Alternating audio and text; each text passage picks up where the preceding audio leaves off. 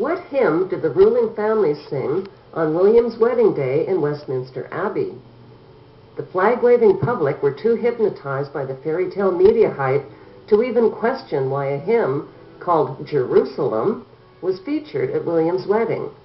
Here are the main lyrics of the hymn.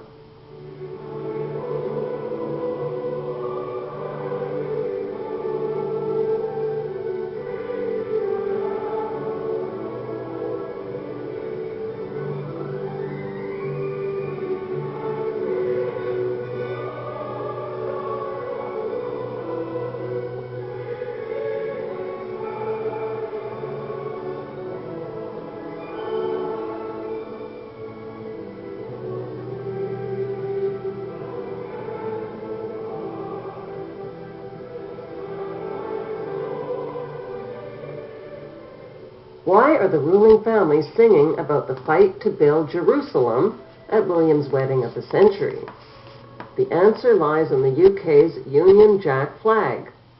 No one has bothered to question why the Union Jack flag is called the Union Jack. Who is Jack? The answer is Jacob. Jacob, or Jacob, is the patriarch of the Jews. According to biblical scripture, Jacob laid his head on a stone and dreamt about a ladder reaching to heaven. The stone is said to be the same stone that has been placed beneath the throne chair of every British monarch during their coronation ceremony. It's called the Stone of Jacob. The Stone of Jacob will also be placed beneath William's throne chair when he is crowned king. Most of us were taught revisionist history in school. To make sense out of what's going on in the world today, we need to learn a few simple facts about Israel's history without the revisions.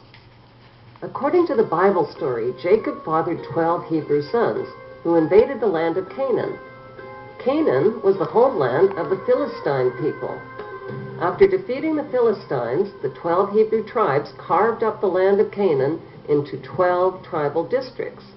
They renamed the land of Canaan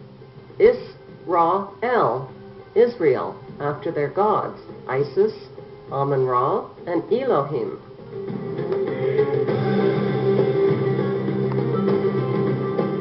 By 69 AD, Roman soldiers burned the city of Jerusalem to the ground and destroyed the Hebrew Temple of Solomon.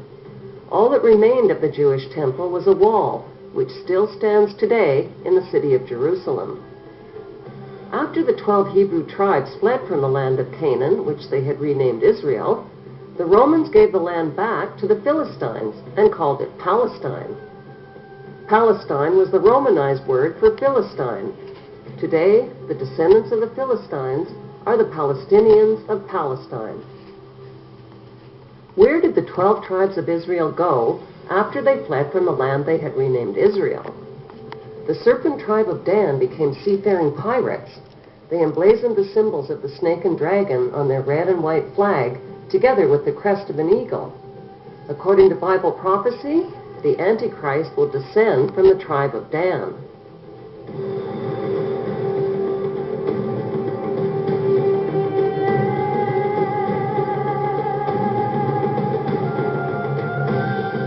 Carvings of snakes and dragons on their ships, the red and white stripes on their sails, and archaeological relics reveal that the tribe of Dan became the dreaded Vikings.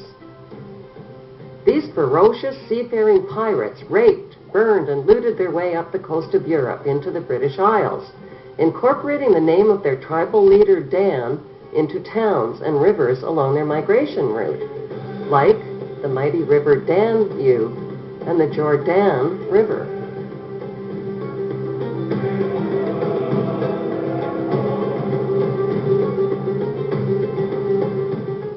Since vowels were interchangeable in the original Hebrew language, Dan could be pronounced Din, Don, or Den.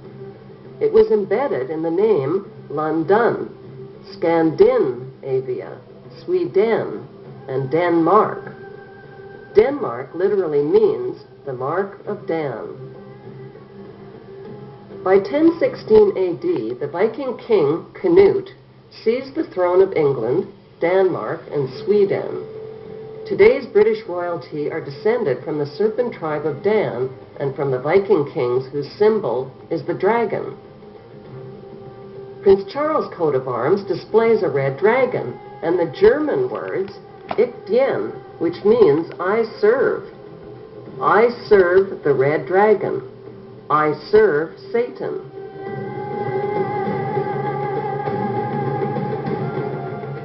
Prince William's coat of arms also features a red dragon, which is partially hidden by a 3-point white label. Notice the checkered floor beneath William's wedding guest, which is a known symbol of Freemasonry. Rowan Williams, the Archbishop who married William and Kate, is a confirmed Druid member. Druid ceremonies include pagan sun worship in stone circles. Notice the sun symbolism on the back of the Archbishop's robe. Prince William and the British royal family claim descent from King David and the Jewish tribe of Judah, but the evidence shows they are descended from the tribe of Dan and the Viking kings, whose symbols are the snake and dragon. It took nearly 1,000 years for the tribes of Israel to reunite after fleeing from Jerusalem in 70 AD. They reunited in the British Isles under the flag of their Jewish patriarch, Jacob, or Jacob. It took another 1,000 years for the Jewish tribes to reclaim the land that the Romans had given back to the Philistines. How did they do it? In 1917, the British Earl of Balfour signed the Balfour Declaration, promising to give the nation of Palestine to Lord Rothschild and the Jewish Zionists. This criminal declaration was made even before the British had conquered the nation of Palestine at the end of World War I.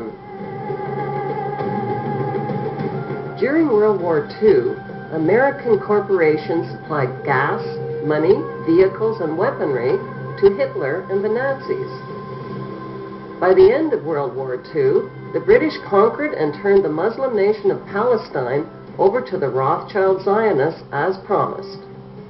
The Zionists populated the land with boatloads of Jewish refugees from Nazi concentration camps. By 1948, the name of the Muslim nation of Palestine was officially changed to the Jewish state of Israel. According to Jewish historian and best-selling author Simon Schama, the Rothschild Zionists financed illegal settlements on Palestinian land. They now own 80% of the Palestinian land that they renamed Israel.